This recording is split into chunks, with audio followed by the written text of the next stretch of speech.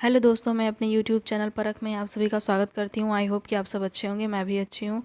आज मैं यहाँ पे मॉडर्न हिस्ट्री का एक फास्ट रिवीजन के लिए एक शॉर्ट नोट लेकर आई हूँ। अगर आप लोग पढ़ चुके हैं पूरा मॉडर्न हिस्ट्री, अगर आप रिवीजन करना चाहते हैं तो ये वीडियो आपके लिए बहुत ही हेल्पफुल होगी। बहुत ही कम समय में और पूरा मॉडर्न हिस्ट्री का रिवीजन यहाँ पर कराया जाएगा।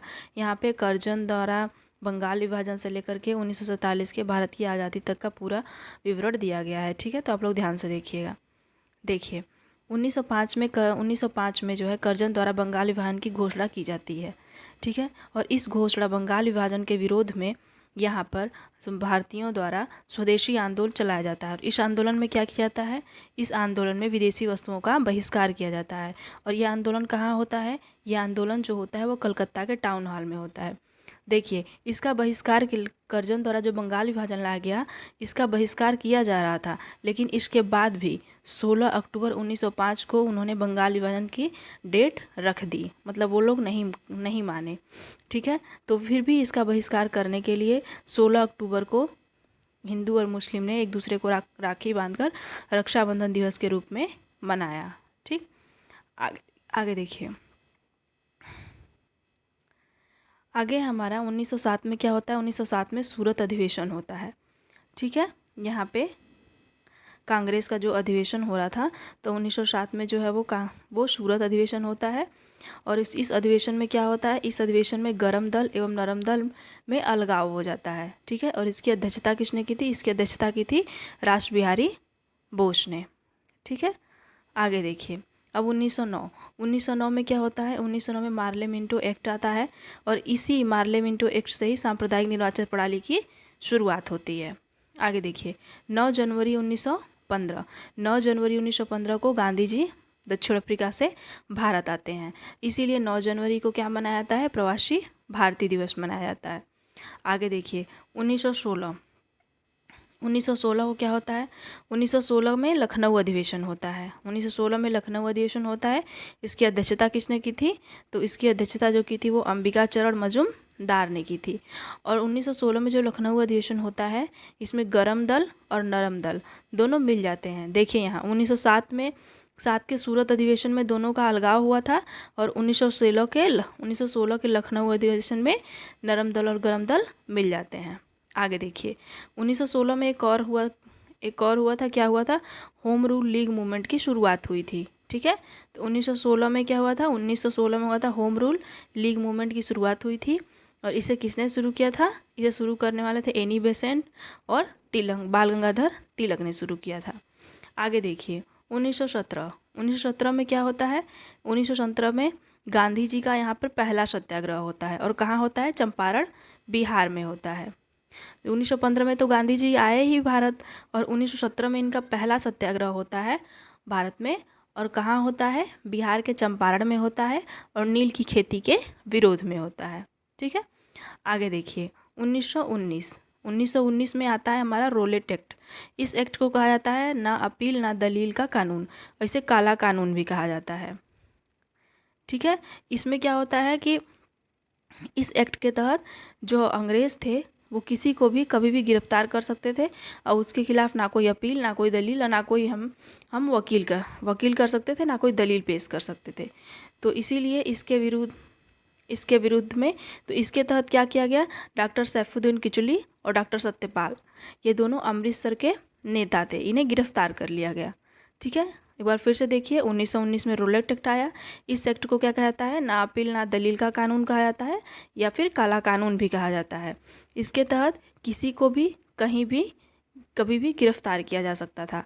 और इसी रोलेट एक्ट के तहत यहाँ अमृतसर के डॉक्टर सैफुद्दीन किचलू और डॉक्टर सत्यपाल को गिरफ्तार कर लिया जाता है।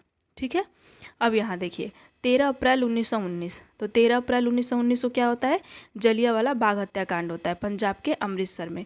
और ये गोली चलाने का आदेश उसमें कौन देता है? जनरल डायर गोली चलाने का आदेश देता है। ठीक है, और ये जो जलियांवाला बाग महासभा बुलाया गया था 13 अप्रैल 1919 को, इसी रोलेट एक्ट के विरोध में बुलाया गया था। ठीक है, अब आगे देखिए। आगे देखते हैं हम। 1919 में ही मॉन्टेग्यू चेम्स्फोर्ड अधिनियम आया। ठीक है, 1920 में क्या हुआ? 1920 में असहयोग आंदोलन गांधी जी द्वारा शुरू किया गया। आगे देखिए, और 1922 फरवरी 1922 को चौरी चौरा की घटना हुई। चौरी चौरा स्थान ये कहाँ है? गोरखपुर में है। और इसी जब चौरी चौरा की घटना हुई तो इस यहाँ पे अहिंसा हुआ, और अहिंसा को देख करके गांधी जी ने ये जो 1920 में असहयोग आंदोलन शुरू हुआ था, तो इस चौरी चौरा कांड में जो अहिंसा हुआ इसी के लिए, इसी के कारण असहयोग आंदोलन को इन्होंने समाप्त किया। ठीक है, आगे देखते हैं। आगे है हमारा 1923। 1923 में देखिए स्वराज पार्टी की स्थापना की गई। और स्वराज पार्टी की स्थापना किसने की? मोतीलाल नेहरू और चित्तरंजन दास ने की थी स्वराज पार्टी की स्थापना। 1924 में क्या हुआ? 1924 में बेलगांव अधिवेशन हुआ। और बेलगांव कहाँ है? बेलगांव हमारे कर्नाटक में है। और महात्मा गांधी जी द्वारा इसकी अध्यक्षता की गई इस अधिवेशन की। 1924 में जो बेलगांव कर्नाटक में अधिवेशन हुआ कांग्रेस का, इसकी अध्यक्षता महात्मा गांधी ने की। और ये महात्मा गांधी ने पहली बार अध्यक्षता की थी कांग्रेस की किसी अधिवेशन की। ठीक है, तो क्वेश्चन आता है कि महात्मा गांधी ने कांग्रेस के अधिवेशन की पहली बार अध्यक्षता कब की थी? तो 1924 में की थी। और कहाँ के अधिवेशन में की थी? बेलगांव अधिवेशन में की थी। आगे देखिए 1925। 1925 में कानपुर अधिवेशन हुआ। कानपुर अधिवेशन हुआ, जिसकी जो अध्यक्षता किसने की थी? सरोजनी नायडू ने की थी। ठीक है, आगे देखिए 9 अगस्त 1925। 9 अगस्त 1925 को क्या हुआ? 9 अगस्त 1925 को काकोरी ट्रेन डकैती हुआ। और इसमें कौन कौन शामिल था? इसमें रामप्रसाद बिस्मिल शामिल थे, चंद्रशेखर आज़ाद, अशफाक उल्ला खां और राजेंद्र लाहिड़ी शामिल थे। आगे देखिए 1927। 1927 में साइमन कमीशन का गठन हुआ। ठीक है, क्या हुआ? 1927 में साइमन कमीशन का गठन हुआ। और 1928 में जो है वो साइमन कमीशन भारत आया, और इसका बहुत बड़ी संख्या में विरोध किया गया। और इसका विरोध क्यों किया गया? क्योंकि ये जो साइमन कमीशन का निर्माण हुआ था, इसमें कोई भी सदस्य इसका भारतीय नहीं था, सभी सदस्य अंग्रेज थे। आगे देखिए 1928। 1928 में मोतीलाल नेहरू के द्वारा नेहरू रिपोर्ट प्रस्तुत की गई। और 1919 में क्या हुआ? 1919 में लाहौर अधिवेशन हुआ, इस अधिवेशन में पूर्ण स्वराज की मांग की गई। और इसकी अध्यक्षता किसने की थी? 1929 के लाहौर अधिवेशन की जवाहरलाल नेहरू ने की थी। आगे देखिए 12 मार्च 1930। तो 12 मार्च 1930 से लेकर के 6 अप्रैल 1930 तक दांडी यात्रा की गई थी। कहाँ से कहाँ तक? 12 मार्च 1930 से 6 अप्रैल 1930 तक दांडी यात्रा की गई। इस यात्रा कहाँ से शुरू की गई थी? यात्रा साबरमती आश्रम से लेकर के दांडी तक की गई थी। और क्यों की गई थी? नमक कर तोड़ने के लिए। ये जो अंग्रेज थे उन्होंने नमक पर कर लगा दिया था, नमक बनाने पर, तो इसी तोड़ने के लिए गांधी जी ने दांडी यात्रा शुरू की थी। और ये यात्रा 12 मार्च 1930 से 6 अप्रैल 1930 तक चली। और ये यात्रा कहाँ से कहाँ तक? साबरमती आश्रम से दांडी तक चली थी। ठीक है, आगे देखिए 5 मार्च 1931। 5 मार्च 1931 को गांधी इरविन समझौता हुआ था। अगला देखिए 23 मार्च 1931। तो 23 मार्च 1931 को भगत सिंह, राजगुरु और सुखदेव को फांसी दी गई थी। ठीक है, आगे ले देखिए 1931। 1931 को हमारा कराची अधिवेशन हुआ था। ठीक है, 1931 को क्या हुआ था? कराची अधिवेशन हुआ था। और इसकी अध्यक्षता कितनी? सरदार पटेल ने की थी। इसके तहत 1931 में गांधी जी को काले झंडे दिखाए गए थे। और ये क्यों दिखाए गए थे? अभी मैंने ऊपर बताया आप लोग को कि 1900 भगत सिंह, राजगुरु और सुखदेव को फांसी दी गई थी।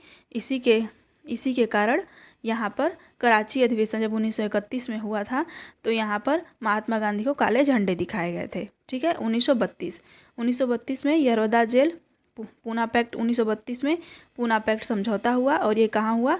यरवदा जेल पुणे में हुआ। और किसके किसके बीच हुआ? महात्मा गांधी और भीमराव अंबेडकर के मध्य हुआ था।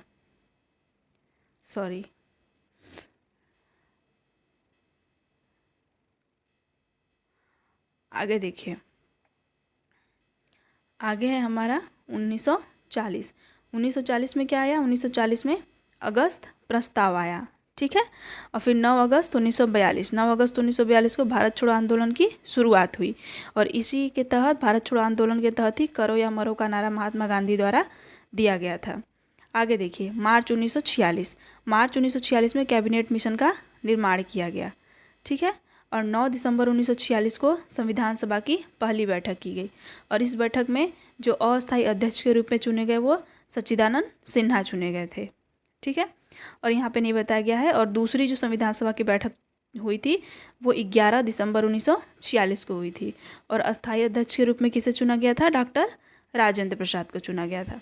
तो अगर आपसे पूछे कि संविधान सभा के पहले अध्यक्ष, तो आप सच्चिदानंद सिन्हा बताएंगे।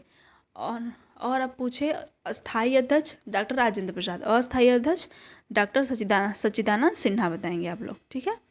आगे देखिए, 13 दिसंबर 1946 को प्रस्तावना जवाहरलाल नेहरू द्वारा संविधान सभा के सामने प्रस्तुत किया गया। तो 13 दिसंबर 1946 को क्या किया गया? जवाहरलाल नेहरू के द्वारा संविधान सभा के सामने प्रस्तावना प्रस्तुत किया गया। ठीक है, 13 दिसंबर 1946 को।